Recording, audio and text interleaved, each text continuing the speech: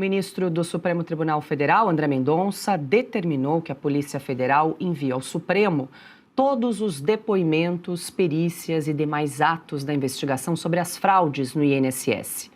Mendonça também passou a exigir que qualquer troca de policiais da equipe responsável pelo caso seja informada antes ao gabinete dele, além de relatórios periódicos sobre o andamento das apurações.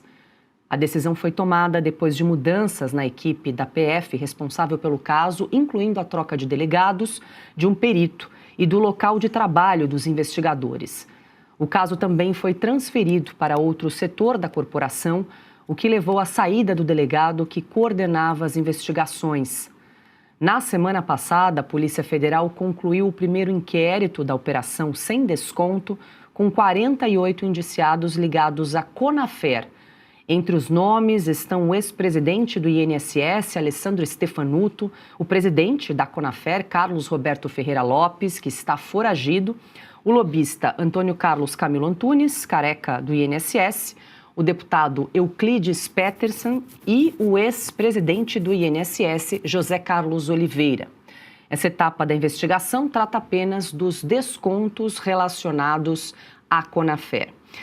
Ludmila Lins Grilo, muito boa noite, seja bem-vinda conosco, Ludmila. Esse é um assunto que a gente já tocou em outras oportunidades, Lud, nos bastidores. O que nos chega aí de informação é que o ministro André Mendonça teria ficado bastante incomodado com essas recentes mudanças, feitas aí pela cúpula da Polícia Federal, justamente nessa equipe que toca a investigação. Por exemplo, um dos delegados que coordenava, que estava à frente da investigação do INSS e que foi afastado. Muitas vezes, quando você troca, a pessoa que estava ali liderando à frente de uma investigação tão complexa como essa do INSS, você tem que, às vezes, voltar várias casas para trás, atrasa as investigações, enfim, acaba causando certo desconforto e incômodo. Por isso, o ministro André Mendonça disse que agora quer ser notificado de todas as eventuais mudanças aí em relação à Polícia Federal. Boa noite.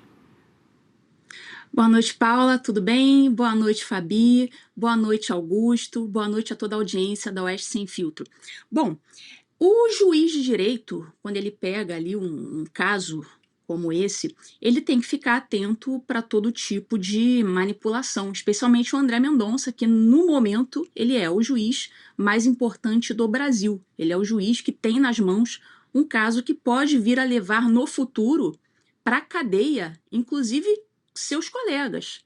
Ele está com isso nas mãos, ele sabe que isso é problemático, ele sabe que todos esses casos, envolvendo o Daniel Vorcaro, especialmente o caso Master, pode levar para a cadeia colegas dele futuramente. Então, tudo ali exige cuidado máximo. Essa atitude de controlar, de microgerenciar tudo o que acontece nesse processo não é uma atitude corriqueira nas varas criminais normais pelo Brasil. Entretanto, considerando a magnitude do que ele tem nas mãos, o problema que já se verificou durante todo esse tempo, vamos lembrar que o próprio Toffoli, não tem muito tempo, ele ainda estava ali de forma cara de pau, tocando os processos que envolviam o caso Master, sem se dar por suspeito, ele teve que sair ali meio que quase que na marra desse caso, mas até bem pouco tempo o Toffoli, ele tinha inclusive determinado os nomes dos peritos que atuariam nos processos. Isso foi algo absolutamente anormal, isso não acontece. O juiz de direito não tem essa ingerência, não que não possa fazer, mas não é algo corriqueiro. Geralmente o juiz determina que seja feita uma perícia, que os policiais tomem alguma providência no processo, e lá dentro da polícia vai ter um departamento, vai ter um setor, e o delegado responsável vai fazer as seguintes atribuições das tarefas. Olha, você vai fazer essa perícia aqui, você vai cumprir esse mandado, você vai fazer isso. Não é o juiz que faz isso, quem faz isso é o delegado, de acordo com os funcionários que estão ali subordinados a ele. Então, esse microgerenciamento não é comum na justiça, da forma como o Toffoli fez. Então, o que o André Mendonça está fazendo nesse momento, se a gente for botar em perspectiva e comparar com o que o Toffoli fez até bem pouco tempo, é um nada. Isso não deveria gerar escândalo, não deveria gerar nenhum tipo de desconforto. Quer dizer, eu não lembro, na época, que o Toffoli escolheu a dedo o nome dos peritos que ele queria, eu não lembro da PF ter ficado ruborizada, ter ficado constrangida por isso ter acontecido. Aí, quer dizer, agora o André Mendonça faz algo muito mais leve, muito mais tranquilo, e eles se sentem invadidos. Então, isso a gente tem que ficar com a pulguinha atrás da orelha. Por quê? Então, talvez o André Mendonça tenha mexido aí num calinho, tenha, né, mexido num nervo que a PF não gostaria que mexesse. Então, aparentemente, ele vê um problema político no processo e está Tem os seus tentando mandatos. microgerenciar ao máximo para tentar evitar qualquer tipo de desvio de finalidade por parte da polícia ou qualquer outro funcionário, qualquer outro servidor que atue no processo. Bosco fazendo jornada dupla, saiu do Jornal da Oeste, segunda edição, e agora nos brinda então com a sua presença em Oeste Sem Filtro. Boa noite, Fabi, seja muito bem-vinda. A Ludmila lembrou bem, quando Dias Toffoli ainda era relator desse caso, ele chegou a indicar 4 peritos para trabalhar no caso, por exemplo, do Banco Master, né, que a gente está falando também sobre a questão do INSS, mas no caso do Master, especificamente, o ministro Dias Toffoli indicou os 4 peritos e ainda decretou aquele sigilo absoluto, que ninguém podia saber o que estava acontecendo em relação àquele processo. Logo que o ministro André Mendonça, então, ficou à frente, passou a comandar, ser o relator desse processo, ele retira o sigilo absoluto e passa a dar um pouco mais de autonomia e independência aos agentes da Polícia Federal, que tiveram muito trabalho. Eram 8 aparelhos celulares, acho que 9 aparelhos celulares que foram apreendidos só de Daniel Vorcaro, não é mesmo, Fabi? Boa noite, seja bem-vinda. Boa noite, Paula. Boa noite, Ludmila. Boa noite aos demais da bancada e também a todos aqui da audiência da Oeste Sem Filtro. Bom, o mundo está invertido, né? A gente tem aí, como você bem explicitou recentemente, uma operação do próprio Toffoli, determinando, além de tudo isso que você disse, Paula, que também ficasse no gabinete dele, né? Que é um total absurdo. Você ia cautelar provas dentro do gabinete, né? Muito conveniente, sabendo dos escândalos que vieram posteriormente, mas que ainda não foram investigados. A gente precisa fazer aqui colocar a mensuração do que é. Por exemplo, o ministro Alexandre de Moraes determina ordens à Polícia Federal que, no meu entendimento, elas poderiam ser contestadas, já que a gente tem aí a deixa de que se tratariam de ordens ilegais, mas a gente não vê nem um recadinho passado como esse acabou sendo passado em relação ao Mendonça. Então, o Mendonça, ele está de olho ali, porque de fato ele tem que ficar. É sabido que a Polícia Federal do Lula não é essa polícia assim tão independente. Tem o caso vinculado ao INSS, que é outro caso que o Mendonça está cuidando, que pode chegar no Lulinha. Então, ele sabe disso tudo. Então, ele tem que aumentar esse controle, mas chegou na imprensa de uma forma muito rápida. Então, de fato, a Polícia Federal me parece aí que tem lado, e esse lado é justamente contrário ao que a própria instituição vai fazer. Eu acho que vai ficar um trabalho duplo, porque ela vai ter que dizer aí que realmente não gosta desse tipo de operação, desse tipo de controle, para ter uma independência que, infelizmente, neste Brasil atual de Lula nem é saudável, né? Acho que ela tem que ficar vinculada às normativas, ficar vinculada à lei, mas a gente já viu que o André Mendonça está incomodando. E o interessante é que, até o momento, o André Mendonça está fazendo exatamente o que está na lei. Ele está sendo um garantista que Gilmar Mendes não consegue falar ao contrário, né? O Gilmar Mendes tentou equipará-lo às operações da Lava Jato, mas subiu o tom André Mendonça quando foi para defender, obviamente, o próprio trabalho, mas também, né, o que é certo, justo, moral e ético, e aí, por último, também legal. Então, vamos acompanhar, porque essa questão da Polícia Federal ficar incomodada diz mais sobre a própria ala da Polícia Federal do que sobre as atitudes do ministro André Mendonça. Augusto Nunes, muito boa noite, seja bem-vindo. Boa noite, Paula. Boa noite, Fabi. Boa noite, Ludmila. Boa noite a você que nos acompanha. O ministro André Mendonça, pelo menos, continua pensando, né? Continua lembrando que o escândalo do INSS só não foi o maior do ano porque entrou em cena o André Vorcaro com o seu Banco Master. Daniel Vorcaro com o seu Master. O caso do INSS confirma que no governo Lula, desde que o PT chegou ao poder, elegeu um presidente, ocorre no Brasil um enorme escândalo, é um caso de corrupção gigantesco por ano, um por ano. Seria o maior do ano, repito, se não viesse o escândalo do Massa. Pois bem, não pode ser esquecido. Não pode ser esquecido.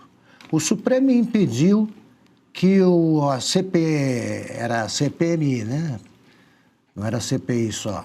Que o Congresso ouvisse o depoimento do Lulinha. Também não conseguiu ouvir o irmão do Lula.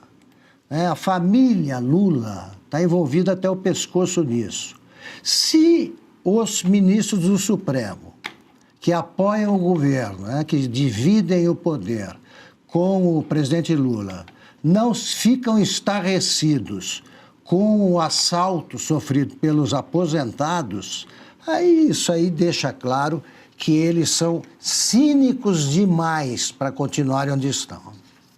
Queria só aproveitar e fazer uma pergunta, Augusto, que você até tinha levantado. A quem cabe essa troca, por exemplo, de integrantes da Polícia Federal, que às vezes estão lotados no gabinete do ministro do Supremo? Eu vou jogar essa pergunta para a Ludmila, porque eu até ouvi uma crítica, Ludmila, que caberia à Procuradoria-Geral da República, a PGR, esse controle externo da Polícia Federal e não ao Poder Judiciário. Por isso, essa crítica também ao ministro André Mendonça, que tentaria ali controlar, né, a questão dos agentes da Polícia Federal no caso do INSS. Posso completar? Por favor. Se eu quisesse ser ladrão, o meu sonho seria ter como superintendente da Polícia Federal o Andrei Rodrigues e ser investigado aí pelo Supremo.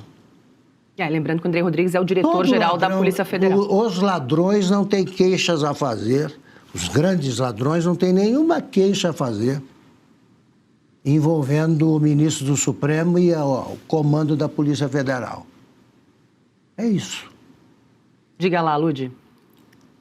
Então, eu concordo. Por isso que eles querem manter a todo custo o foro privilegiado. Assim, eu não veria, num primeiro momento, nenhuma vantagem em você ter foro privilegiado, porque a partir do momento em que você tem que necessariamente ser julgado pelo STF, você perde a possibilidade de várias instâncias recursais.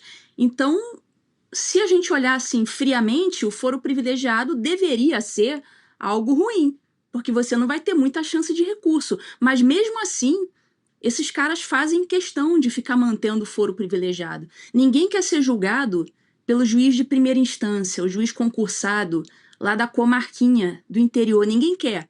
É aquele juiz que, bom, em regra, ele não tem nada a dever a ninguém, ele entrou por concurso, ele não tem relações políticas ou não deveria ter. Ninguém quer ser julgado pelo juiz do interior. Eles querem ser julgados pelo STF. Então, aí tem coisa.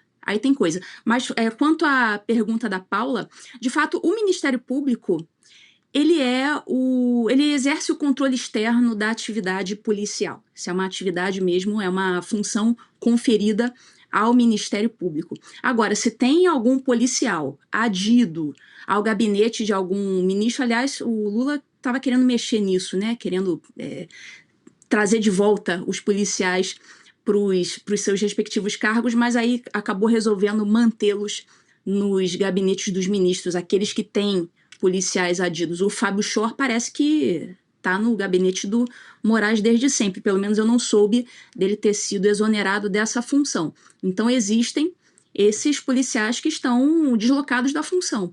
Então, nesse caso ali, o chefe imediato seria o ministro. Agora, aqueles que não estão sob a chefia imediata do ministro, estão na corporação mesmo, aí a chefia imediata seria o delegado ou quem, se tiver alguma coisa para ser apurada ali, aí o controle externo é feito pelo Ministério Público realmente. E se você pudesse ter acesso aos bastidores do Sem Filtro e conversar direto com os comentaristas e âncoras da Oeste?